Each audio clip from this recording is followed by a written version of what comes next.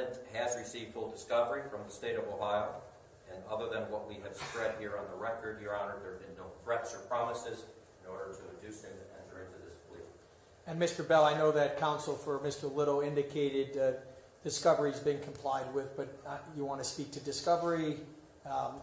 Obviously they agree, but you did provide discovery to them, and so I don't know if you want to speak to that. Thank you, Your Honor. The state of Ohio, with the public defender's Cuyahoga County office, has met and discussed the case. We've also sent to them all of the police reports and all of the investigator reports, as well as the interview interrogation of Mr. Little in Texas for them to see and for him to see as well. All that's been logged and also filed with the court, Your Honor. Thank you. Okay, thank you.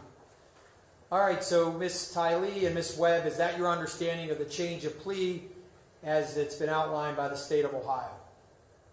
It is, Your Honor. I don't believe Bell specifically said that all remaining counts of the indictment will be dismissed in exchange for Mr. Little's plea to counts 1 and 6.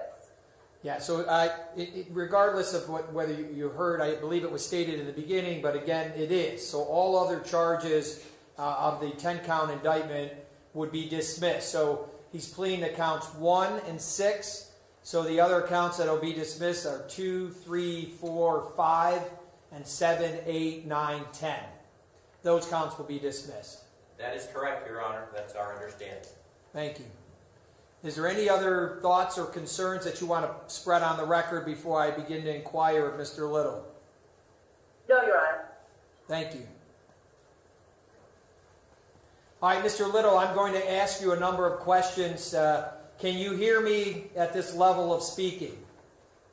Yes, I hear you, sir. All right, thank you. So there's a court reporter that maybe you can't see that's sitting over here to my right, and she's taking down the record. So everything that's said in the court is being taken down at this time by the court reporter. It helps protect you, the court, the prosecutor, if we ever need to go back and review the record. The reason I say that to you, sir, is because your answers will be recorded, and all I ask is that you speak loudly and clearly when you answer the questions that I'll ask of you, and that if you don't understand something, similar to what you just did, where you needed to speak to your lawyers, just let me know that you need to ask a question of them, and we'll take a minute to make sure that you understand anything that you have a concern with. Is that okay, sir? Yes, sir. All right, and then finally, if you have a question of me, something you don't understand, please make sure you ask, because at the end, I want to be very clear that your plea is being offered to this court knowingly, intelligently, and voluntarily. Okay, sir? Yes, sir. All right, so nice and loud, please state your name and age for the record. All right, Samuel Little, at the age of 79, 6/7/40, birth date. What's the highest level of education you have, Mr. Little? I have GED. What would that mean? Okay. Do you read and write, sir? Yes. Okay. GED, high school. Okay, thank you. As you sit here this morning or this afternoon here, are you under the influence of any medications, alcohol, drugs, anything that would cause you not to understand what we're doing? No, I'm not. And do you in fact understand how I'm going to proceed this afternoon here in Cleveland? Do you understand that you're going to enter a plea of guilty to count 1 and 6? That's the understanding I have, yes. Thank you, sir. Has anybody threatened you or forced you in any other way to have you change your plea? No, sir. Are you satisfied with the representation of your lawyers? Yes, sir. Now, with respect to the cases that you have already entered a change of plea, understanding that the sentence that I'll impose is an agreed sentence, do you have any open cases with other judges in either other states or here in the state of Ohio? Yes.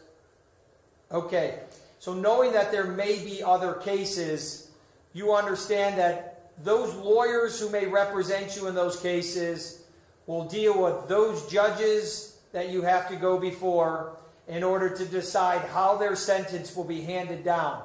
I'll have no say-so in how they should handle their case or what type of sentence you should receive. Do you understand that? Yes, sir. Okay. And sir, are you a United States citizen? Yes, sir. Okay, thank you.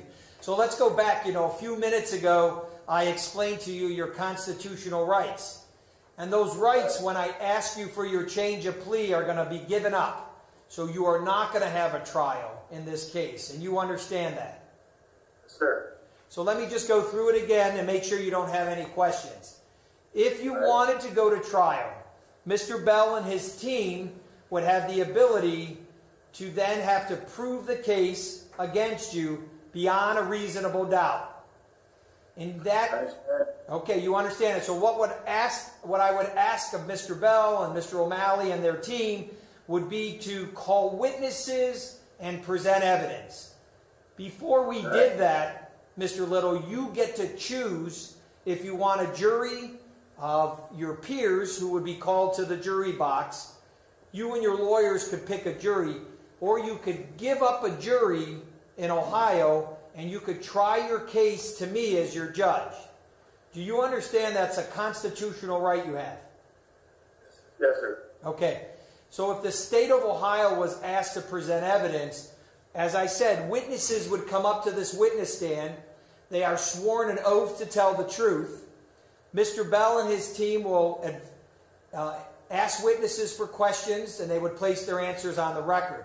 When the witness is done, you have a right with Ms. Tylee and Ms. Webb to examine these witnesses by asking questions, by cross-examining them, by asking questions of exhibits that they may try to enter into evidence. That's a right you have to confront and cross-examine witnesses. Do you understand those rights are going to be given up today when you plead? Yes, sir. Okay. Let's go to your right after the state is done with their case. The state would rest. Judge, we're done. All the evidence would be admitted. Two things that you have that I'm going to ask if you understand that you're going to give up. You have a right to call witnesses in and have witnesses come up to here and testify for you. If a witness failed to appear, your lawyers could ask me to arrest the witness. And that's what we call compel them. So I can force them, arrest them through a deputy, and have them come in and testify. That's a right you have to compel a witness to appear. Do you understand you're going to give that right up when you enter your change of plea? Yes, sir. And then finally, Mr. Little, you have a constitutional right here in the United States to remain silent. Nobody could force you to testify against yourself. The state could never force you to the witness stand. Your lawyers could never force you to the witness stand. And in fact, sir, I could not force you to the witness stand. The state of Ohio could never use that against you. So they couldn't say to a jury, hey, Mr. Little didn't testify, so the guy must be guilty. Nobody could ever comment about your right to remain silent. Do you understand you give that right up when you change your plea? Sure. And I didn't hear your response. I'm sorry. Yes, sir. Thank you. Okay. Do you have any questions at all, Mr. Little, about giving up your trial rights? No, I stand in. All right. Okay, so now, again, I'm going to follow some guidelines of the law here in Ohio. So I'm going to outline for you the penalties that Mr. Bell just spoke of, that your lawyers have already spoke to you about, but I'm going to make a record to make sure my court reporter has it on the record. So I'm going to outline the penalties, and then I'll ask you if you understand or if you have any questions. Okay, Mr. Little? Thank you. All right, so count one you're going to plead guilty to is an aggravated murder that you did purposely and with prior calculation and design caused the death of Mary Jo Peyton. It's what we call an unclassified felony. Again, just so it's for the record, we have to go back to the law that was in place at the time of this murder back in 1984. So that's why we used the law from 1984. Back then, as Mr. Bell said, the death penalty was not on the books. It was not part of the law. So what the law said, and has already been outlined, is that your sentence is life in prison on count 1.